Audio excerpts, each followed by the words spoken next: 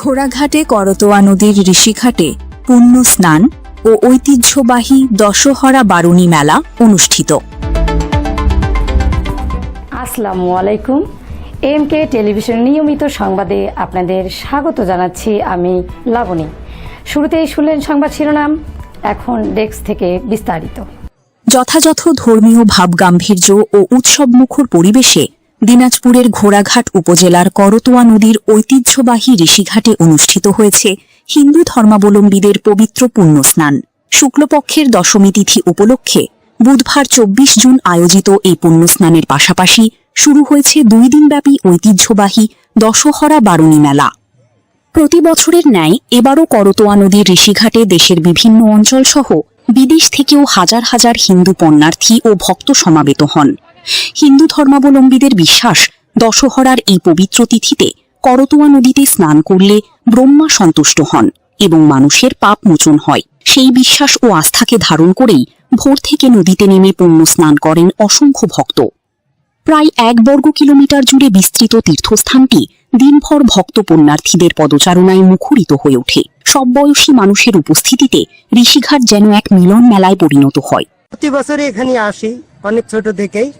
এই অনুষ্ঠানটা মূলত দশহরা গঙ্গা স্নান, ঠিক আছে। দশহরা মানে ১০কে হরণ করে। কি ১০ প্রকার পাপ হয় আমাদের মানব জীবনে চলতে গেলে ১০ প্রকার পাপ করে থাকি। এই ১০ প্রকার পাপ হরণ হয় এই দশহরা গঙ্গা স্নানে।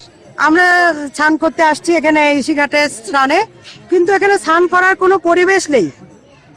কাদা, যদিও বা কাদা, এখানে সনাতন ধর্ম অবলম্বীরা সবাই স্নানের উদ্দেশ্যে আসা হয়, কিন্তু এখানে পরিবেশটা একটু ভালো করা দরকার ছিল। আগে রাখতে আমাদের দাদারও আগ থেকে এই যে ঋষিঘাটের স্নান আমরা শুনে যাচ্ছি। এখানে ভগবানকে পায় অনেকজন অনেক মনে মনে বাসনা পূর্ণ করার জন্য আসে। কিছু মানুষ দেখলাম না যে ঘাটটার উন্নতি হয়েছে বা ঘাট পরিবেশ একটা সৃষ্টি করছে, সুন্দর পরিবেশ, এ ধরনের কোনো পরিবেশ নাই।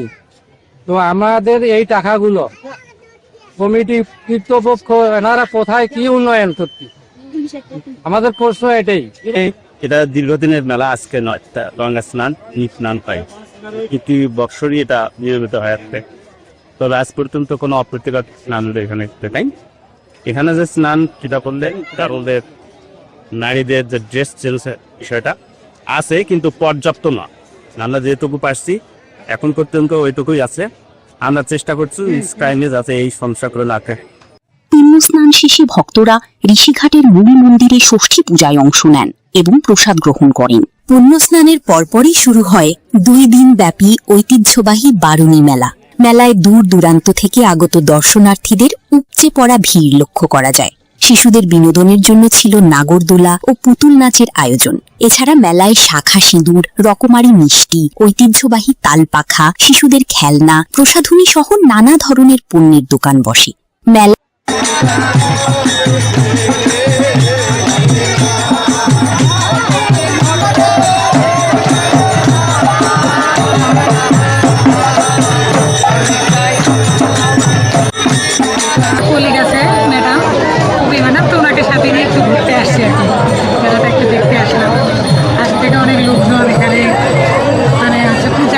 প্রসাদ দিচ্ছে, তারপরে অনেক লোকজন দেখে স্নান করতেছে। এটা ঘুরতেছি, মেলা দেখতেছি, ভালো লাগতেছে। উপজেলা ঐতিহ্যবাহী বহু বছর থেকে যুগ যুগ ধরে চলে আসছে এই ঋষিঘাট তীর্থস্থান এবং বারুণী মেলা। এই মেলায় তীর্থস্থানে অনেক যাত্রী এখানে সমাগম হয়। এই যাত্রীদের মধ্যে কোনো বিশৃঙ্খলা হয় না এবং শান্তিপূর্ণভাবে এখানকার মেলা অনুষ্ঠিত হয় এবং প্রতি বছর একবার করে শুধু হয়। চৈত্র মাসেও একটা বারুণী হয়, সেটা হলো অল্প পরিসরে জায়গায়। বিশ্বাসটা হচ্ছে কি যে এখানে চান করলে যে পাপও আমরা করছি কিছুটা হলেও হয়তো বা নিপাত টাকা লোক আসতেছে, কোনো বিশৃঙ্খলা নাই, সম্পূর্ণ শান্তভাবে মেলা হচ্ছে। মাছ বেচা কিনা ভালো হচ্ছে, মোটামুটি দাম কমে আছে। মেলা ও পুণ্যস্নানকে ঘিরে যে কোনো ধরনের অপ্রীতিকর ঘটনা এড়াতে আইন শৃঙ্খলা রক্ষাকারী বাহিনীর পক্ষ থেকে নেওয়া হয় বিশেষ নিরাপত্তা ব্যবস্থা। ঋষিঘাট ও মেলা প্রাঙ্গণ জুড়ে পুলিশের কড়া নজরদারি ও টহল ছিল চোখে পড়ার মতো। প্রতি বছরের মতো এবারও ধর্মীয় আচার, ভক্তি, সম্প্রীতি ও ঐতিহ্যের সমন্বয়ে করতোয়া নদীর ঋষিঘাটে অনুষ্ঠিত পুণ্যস্নান ও বারুণী মেলা উৎসবমুখর পরিবেশে সম্পন্ন হয়।